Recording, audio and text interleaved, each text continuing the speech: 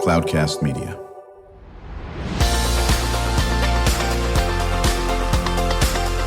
Drew Schlosberg Spotlight on the Community Show, amplifying the voices of social impact organizations, entrepreneurs, local nonprofits, and other community champions who shape the culture, creativity, and connectivity of San Diego.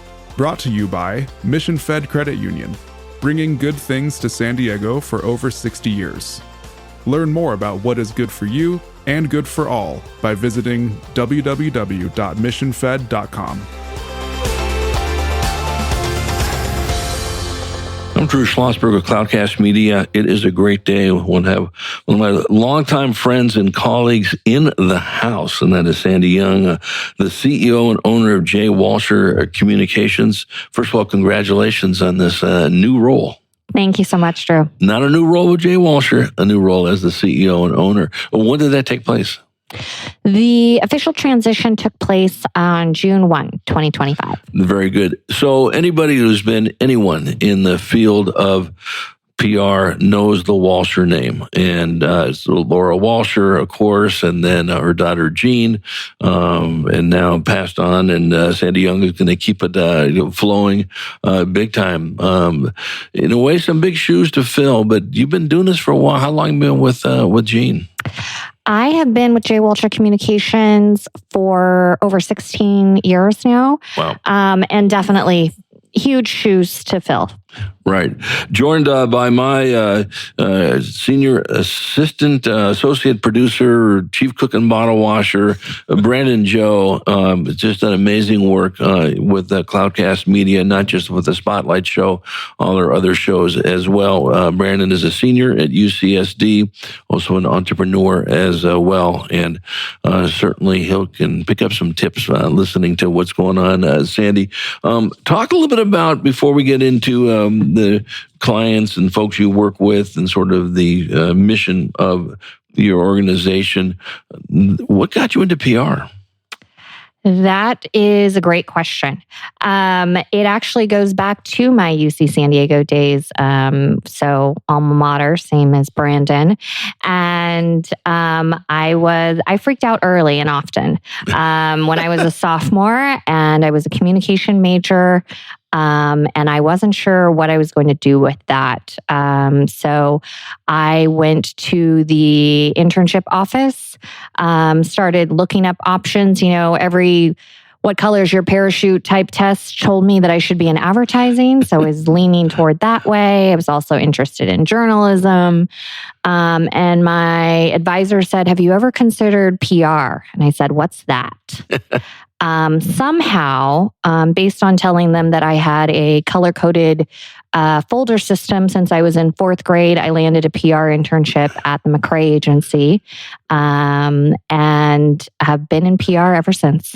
That is wonderful. I think what's interesting, and really want to get your thoughts on this, as everything has sort of shifted and changed and all that business in all of our fields. As you know, I ran community and public relations for the UT for many years and was the spokesperson, and it was great to work with you and Jean, and of course Laura on so many different fashions. But almost I'm going to begin with the end in mind. What has the absolute biggest change been since you did your color-coded folders, and now here you are, an owner of J. Walsher? Biggest change in PR?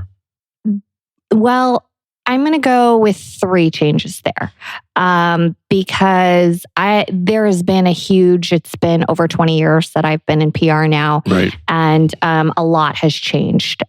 We were, still doing all clips by hand, cutting and pasting, getting paper cuts, all the, sending things by fax. I definitely faxed my resume to the McRae agency for that job. So a lot of things have changed. One, the advent of turning everything digital, keeping everything everything on the computer, doing all of those things has definitely changed in our field. Our field still includes the old-fashioned newspaper and magazines and all of that, and TV news that people still love and adore, and gets great coverage and impact for our clients. That hasn't changed, but the advent of digital is very much there. To the growth and now requirement to have social media. I have been forced to join Facebook and Twitter by my past bosses, as I now force my employees to get on TikTok and Blue Sky and Threads, because we need to know what we are advocating for our clients, and the growth of that and the omnipresence need of that is evident. And then third, we're now in the midst of the third one with artificial intelligence and the growth of that, and the way that we need to not be scared of it and how we embrace it is the next advent into PR. Right. So, Brandon, you certainly have done very, very well in this field, being a senior producer of a variety of podcasts now. You do social media to the nth degree, pushing stuff out. I'm going to step away from your role as a senior associate producer, but I'm going to go back into put your brain on for just a consumer. Where do you get most of your news, Brandon? Where do I get most of my news? Probably... through friends. So word of mouth? Word of mouth. Okay. Always number one. Always. I don't use social media, so that is how I get sourced through other people really quickly. I read the Wall Street Journal. I'm pretty old-fashioned. Right. But, I think what's important about that, and of course for, folks like Sandy and her team, and they have to know every single audience, and they slice and dice, and they break it down to the minuscule amount of segmentation as their clients require them to do. So when they have something that would attract people like a Brandon, okay, and they're very good at this, this is how they deliver this information. So it's important for Sandy to know this. Maybe just a little bit of a PR 101 for folks, because they get confused. What's the difference between PR, marketing, and advertising? I spent many a day at the UT when I talked to groups about there's a difference between this. So maybe you can talk about earned PR and then bot advertising. Absolutely. So we are a full service PR and marketing agency. So we do all of the above. And the concept of what PR is always nebulous. We have a recurring blog that we do where we joke about what our family thinks we do around the Thanksgiving table and trying to explain that to them. But the best way to explain it is through Jeannie Dietrich from SpinSuck's model called the PESO model. So not necessarily in this order, but paid, earned, shared, and owned. So paid media refers to the advertisement, whether you're in, looking at a magazine and you see the ad for Maybelline, or we'll have a commercial break, I believe, in a little bit, and we'll hear from some of the sponsors from this podcast. That's right. That's where a business or organization can say whatever they want to say in their message, and they're paying to get that message out. And it's usually clearly listed to the audience that is a paid medium. And then we go into earned media, which is really our bread and butter and one of our strong suits at J. Welcher Communications. And that's when you work with members of the media to get them to include your client and tell your story. So every company of every size engages in media relations in some respect, or the large companies all do and the small companies should. But this is everything from the morning news, whoever you see, doing a cooking segment, or if they're out at a community walk, it's because a PR person coordinated with them to get out there and help share stories. And the call to actions can vary from come out to this event, donate, buy this product, get the word out, tell your friends so that Brandon knows, whatever that might be. And that also includes, the articles that you do see in the Wall Street Journal or the articles that you're seeing on your favorite blog. And then there's shared media. So that's what we refer to as your social media, where you're having a two-way conversation with people that engage in your brand, whether it's a restaurant and people are asking you what hours you're open or, what you're going to do special for Thanksgiving, or whatever that might be.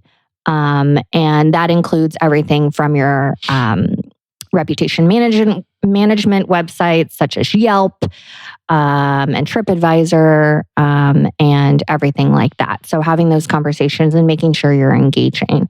And then there's your own channel. So that's your website, your blog, and everything that where you as the business or organization get to say whatever you want, and make sure you're getting the news out there and making sure that you are being part of those, that SEO that's being picked up and now what's being picked up by AI. So we help with all of those, and an integral mix of all of those ideally gets the word out for you. Well, that was a great PR 101. Outstanding job. You should next run at your career will be teaching at UCSD and all that business. Boy. That's right. That was Brandon in the background who was finishing up his senior year at Revelle. So that's all good stuff. We're chatting with Sandy Young. She's the CEO and owner of J. Walter Communications. I'm Drew Schlosberg of Cloudcast Media. You are listening to another edition of Drew Schlosberg Spotlight on the Community Show. We are the nation's longest-running community podcast. We are now in our 20th year, brought to you by Mission Fed Credit Union. 60 plus years of doing great things in this community, whether it's food insecurity, it's financial literacy, it's the arts, or everything in between. They just do a great job. Brandon. I have a question because in this current state of I asked how we consume media with social media, how quick it is, in addition to the one thing, the attention span, and two, how quick people are to just villainize a brand once they make a mistake. What do you do to both engage with this new shortened attention span? What do you just sit down and you're like, how can we create the newest and greatest brain rot for these kids? Or is it, and then for the PR side, how do you defend a brand effectively when they inevitably make a small mistake? Great questions. My 13-year-old just gave me an education about Italian brain rot the other day. Oh, no. And I will say that is not what I am looking to create. And can you explain what that is to our listeners? I don't think I want to explain what that is to our listeners, but we can say, quote unquote, the kids these days are watching YouTube videos or YouTube shorts where there are nonsensical phrases made by created characters. And it is essentially completely brain rot. So anything we're trying to do is actually trying to create a story, trying to get a call to action out. Maybe we play off of a trend, maybe one of those characters can be talking about how important it is to give food during the holidays. I'm so sorry. But a lot of times we try and rise above that, and are really trying to tell those real stories. So going to your question to that for shorter attention spans, it is about being shorter, and it's also about frequency. So attention spans are incredibly smaller. It is the question of, do you create a top 10 list or do you create a top 5 list? If you write 1,000 words, no one is going to read it. They are going to scan it. They are going to look for the headlines. They are going to look for the pull quotes. So what are you doing to grab their attention and tell them what they need to know in a much shorter period of time? At the same time, it's about frequency. It used to be that, there was a certain amount of times that you needed to tell someone a message and then they would take action. That number continues to increase. And the latest stats that we follow are that it takes 11 to 14 times for someone to see something before they take action. That means go to your website and order those boots, pick up the phone to request an RFP for your architecture services, whatever it might be. They need to see you on all those channels we talked about. Yeah, the 14 is so much. Well, but that's how this thing works today. Back in the day, there might have been 1 out of 7 used to be the number. Okay, Yes. that everyone would use in all the textbooks. We're chatting again with Sandy Young, CEO and owner of J. Walsher Communications. I'm Drew Schlosberg of Cloudcast Media, joined by my co-host and the senior associate producer for Cloudcast Media, Brandon Joe. When we come back from break, Sandy, want to talk about crisis communications was such a huge part of what you do, something that Brandon had sort of alluded to as well. Really want to dig into AI.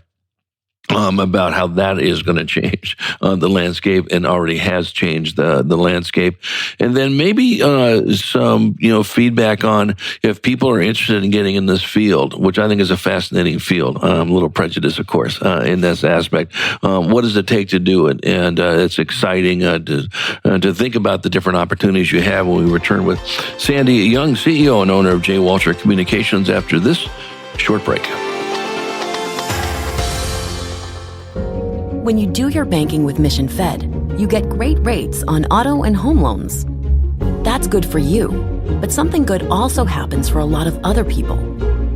We're not for profit, so we put money back into the community to help lots of great nonprofits to keep San Diego strong. So you're not just getting something good, you're doing something good. Come to Mission Fed. It's banking that's good for all.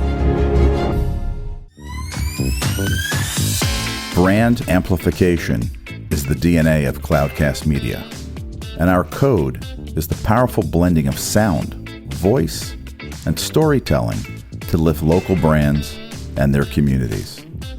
Whether it is our Brandcast, Schoolcast, or Causecast platforms, the unifying ethos is all about this community, the one you call home. If you dare to dream and want to explore the brand amplification of Cloudcast, a national leader in local podcasting and other Winfluence strategies, please visit us at cloudcast.us.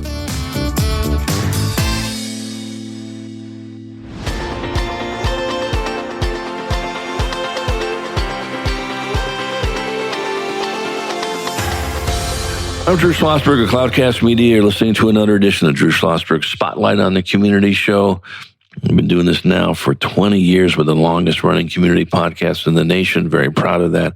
Brought to you by Mission Fed Credit Union, 6 decades. They're just doing great things in our community in so many different facets. Honored to have in the studio with us today Sandy Young, CEO and owner of J. Walsher Communications. Just became the owner. She's been involved with J. Walsher for many moons. 16 years, is that what you said? Over right? 16, yes. Exactly. And joined by my co-host and colleague, that is Brandon Joe. He's our senior associate producer for Cloudcast Media. Brandon sort of teed this up a little bit, but crisis communication obviously is one of the most valuable things that an agency can do. Obviously, I had to handle that one, being the spokesperson for the Union Tribune for 11 years. And the thing that was interesting when I was in that role, my friends on the 3rd floor, the reporters, didn't care that I was a colleague. When they came down to interview me, it was no different than they're interviewing the head of Lockheed Martin. So obviously, you have to be on your game and you have to know what you're doing. Our philosophy, or my philosophy, being the spokesperson of the Union Tribune, and I was the only one allowed to speak to the media, never say no comment. Because that would be the most hypocritical thing in the history of media. So here we are as a newspaper that requires on people to comment, and your spokesperson is going to say no comment. So I never said that. When you give advice, and obviously we're going to hit this in a few seconds, but we can probably expand this into a 7-week course, to say the least. What advice do you give to your clients? That is a great question. And crisis communication is actually one of our specialties, whether Right. it's something that we are doing proactively for our clients and game planning about way far in advance, or whether things come up and we get a call and we're on a crisis project in a couple hours. That's right. And when we do a lot of media training as well, including crisis training. So that is very relevant and something that we go over a lot. First of all, what you said as far as no comment goes, that is absolutely correct. What happens when you hear no comment? Everyone thinks you're guilty. 100%. So we teach a lot about deflection and bridging, and what can you say? What positive things can you talk about that you are doing? Why can you bring them to what you want to talk about and take back the conversation and guide it the way you want to do? Yeah, and it takes, there's a skill to that. And what you have to do is make sure that you have to practice this and so forth. Do you, when you counsel your clients, like we did at the UT, and I thought I was real good at the UT, there's only one person going to speak to the press, and it's going to be Drew in this area, sort of control the conversation. Do you give your clients that same feedback, or depends on who the client is? One, it's always good for whoever the head of the organization is to be prepared to speak, and it will depend on the situation, but the head of the organization will always give folks the most confidence that it's being handled, that it's okay, that if there is an issue, it's being investigated and we will get back to you and we are taking action as appropriate. So the more that you can prepare your key spokespeople, sometimes it is the head, sometimes it's a designated spokesperson like you were, but everyone and the media and the public know that, okay, we're going to Drew. Drew's going to tell us what's up and get the real facts.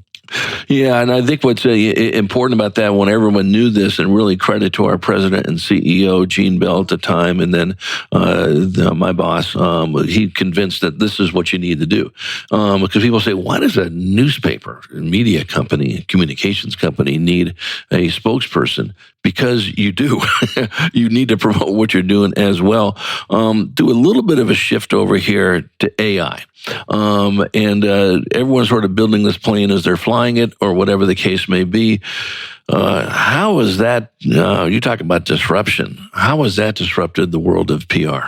Yes, absolutely. I mean, everyone is, or well, not everyone, but one of the best recommendations that I've heard is that you need to take it as seriously as you are the advent of the television and the internet. And AI is the conclusion to that trifecta that we need to be taking seriously. It's not going anywhere. We can create more than Italian brain rot with it, and we need to. So, there's a lot going on with AI, but one of the things that we're really digging in on at J. Welcher Communications is generative engine optimization, also known as GEO. Essentially, there are two ways that this is currently being used. One, most people, when they go to do a Google search, they are now getting a Google AI overview at the top. And most often, or a lot of the time, they are not going further than that overview to get their answer. Whether it's correct or not, that's all they're taking. That's all they need. That's all the time. Talking to Brandon's point earlier, as far as, shortened attention spans, that's all we're doing. And that is also known as zero-click search. We are no longer going through even the first page and clicking around to get the answers. And so we're doing what we can to help our clients get into that Google AI overview so that the accurate information and, their information is getting out there. The other way that this is coming into play is a lot of folks are going straight to their preferred AI tool to get the answers that they're looking for. Whether that's, okay, I'm looking to do a romantic date night in San Diego for my significant other. Where should I take them and what should I plan? And AI will spit out all those results, where we're looking to help get our clients into those results. Right. Brandon? I'm curious if you could give like 2 or 3 tips, because it's such a new field. I have students, the fellows of mine, who are building companies around this same topic. What would you do in this current age with your information on, let's say, your website to get it into the top of the AIs? I've heard from one of my friends that it's colors. Colors is important for marketing too, depending on what side of the political spectrum. It's actually like this specific tinge of blue and red that gets there, and it's weird. But is there any particular things that you'd suggest just on a surface level? Well, first of all, they should call Jay Walcher Communications. But all joking aside, one of the key things is the way that we write nowadays needs to change. And we have to shift this continually, right? When SEO was really big, there was a lot of changing the way so that it was SEO friendly and using certain keywords. Well, AI is the same way. And it uses a very natural language because the way we write questions for AI isn't a formal query. It's what should I do if my child is having a or help me, my child is having a tantrum, right? It's not, my child is dysregulated and how can I help them regulate within the next 5 minutes? So we are writing in a very natural way. And so our responses need to be in a very natural way. And if you are writing in a way that is potentially answering a question that someone will ask, that is how we need to write. So the first question is, what is the question you want to be the answer for? And then how are you writing on your website? How are you answering articles that you are part of and being interviewed for? How are you putting it on social media? What are you putting on Reddit? That is answering that question. Yeah, I think what's going to be fascinating is I want to continue our conversation. And if you're willing, I'd love to have you come in with a satisfied client or two, and maybe disparate clients. This is one that we worked with them on a project that dealt with X, and this is when we worked with someone that dealt with Y, if you're interested. One, I think it's great advice for our listeners in case they want to learn a little bit about PR 101 on this and so forth.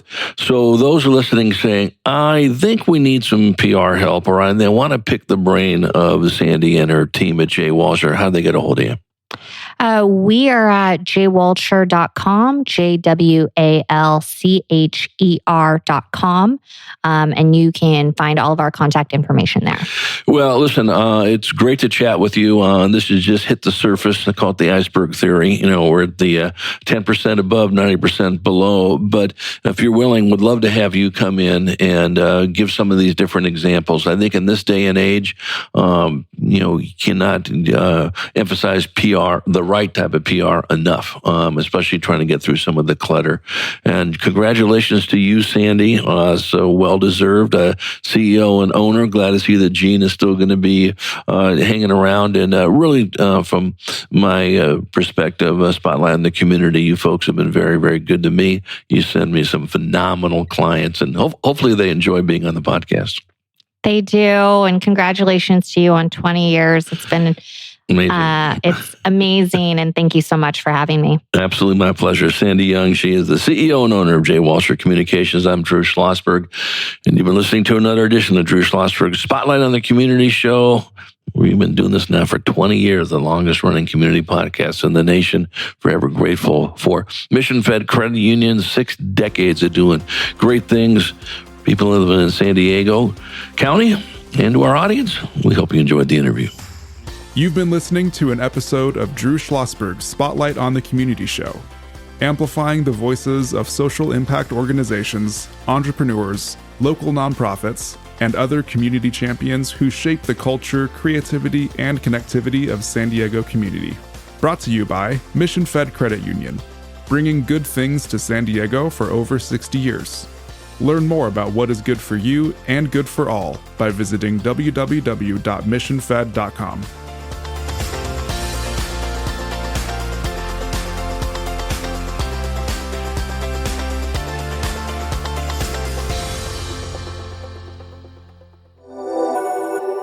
Cloudcast Media.